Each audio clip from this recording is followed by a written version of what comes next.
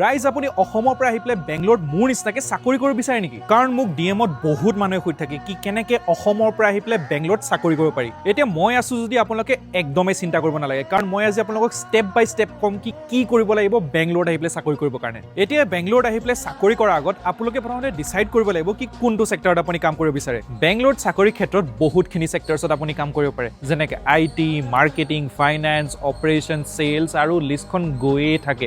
ইমানখিনি চেক্টৰ আছে ইয়াত কাম কৰিবৰ কাৰণে। তাৰ পিছত আপুনি এখন ধুনীয়াকৈ ৰেজুমে এখন বনাব লাগিব।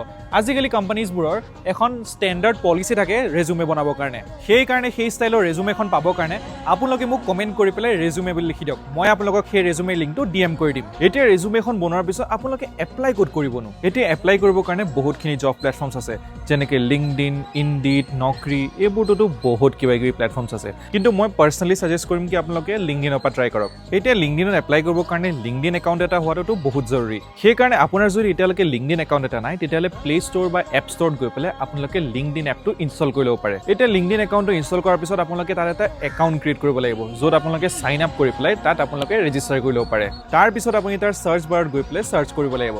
যেনেকৈ আপুনি বিচাৰি আছে ডিজিটেল মাৰ্কেটিং জবছ, তেতিয়াহ'লে আপোনালোকে চাৰ্চ কৰিব লাগিব digital marketing jobs in Bangalore. তাৰপিছতনো কি আৰু আপোনালোকে এখন ডাঙৰ লিষ্ট পাই যাব, য'ত আপোনালোকে ডিজিটেল মাৰ্কেটিঙৰ জবছ পাই যাব বেংগলোৰত। কিন্তু ৰাইজ তাত বহুতখিনি ৰোলছ থাকিব, যেনেকৈ ফ্ৰেচাৰ্ছৰ কাৰণে, এক্সপিৰিয়েঞ্চৰ কাৰণে আৰু বহুত কিবা কিবি কেটেগৰিজৰ ৰোল থাকে। দেন আপোনালোকে ডিচাইড কেনেকৈ কৰিব কি আপোনাৰ কাৰণে চবতছে বেষ্ট ৰোলটো কোনটো হয়। এতিয়া মোৰ হিচাপত মোৰ যিমানখিনি অডিয়েঞ্চে চাই আছে এই ভিডিঅ'টো, তেওঁলোকে বেছিভাগে ফ্ৰেচাৰ্ছে হ'ব। এক্সপিৰিয়েঞ্চটো মোৰ মতে নাই চাগে ইয়াত। চ' প্ৰথমতে আপোনালোকে এজ এন ইণ্টাৰ্ণশ্বিপৰ কাৰণে এপ্লাই কৰিব লাগিব। এতিয়া ইণ্টাৰ্ণশ্বিপ কি বস্তু ৰ'ব কৈ আছোঁ। ইণ্টাৰ্ণশ্বিপক আপুনি এটা ট্ৰেইনিং পিৰিয়ড বুলি ধৰি ল'ব পাৰে। আপোনালোকক কোম্পানীজে ট্ৰেইন কৰে যাতে আপোনালোকে বস্তুবোৰ শিকিব পাৰে আৰু কোম্পানীৰ কাৰণে আপুনি পিছত বেনিফিচিয়েল হ'ব পাৰে। সেইকাৰণে আপুনি যদি ডিজিটেল মাৰ্কেটিঙৰ ৰোলৰ কাৰণে এপ্লাই কৰি আছে, তেতিয়াহ'লে আপুনি ইণ্টাৰ্ণছৰ ৰোলৰ কাৰণে এপ্লাই কৰিব লাগিব। তেতিয়াহে আপোনাৰ চাকৰি পোৱাৰ চান্স আছে, কাৰণ আপোনাৰ তাত একো এক্সপিৰিয়েঞ্চ নাই।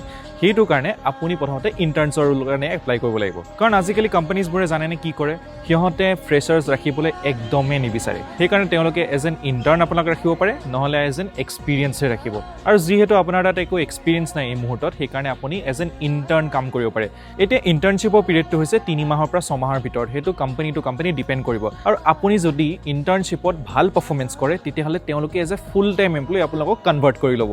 তাৰপিছত কি আৰু আপোনালোকে ধুনীয়াকৈ এপ্লাই কৰি পেলাই এই ষ্ট্ৰেটেজিটো ইউজ কৰিব পাৰে। মই এইটো ষ্ট্ৰেটেজি ইউজ কৰি পেলাই বহুতখিনি কোম্পানীজত ইণ্টাৰভিউ দিছোঁ আৰু মই চিলেক্টো হৈছোঁ। চ' হোৱাট আৰ ইউ ৱেইটিং ফৰ?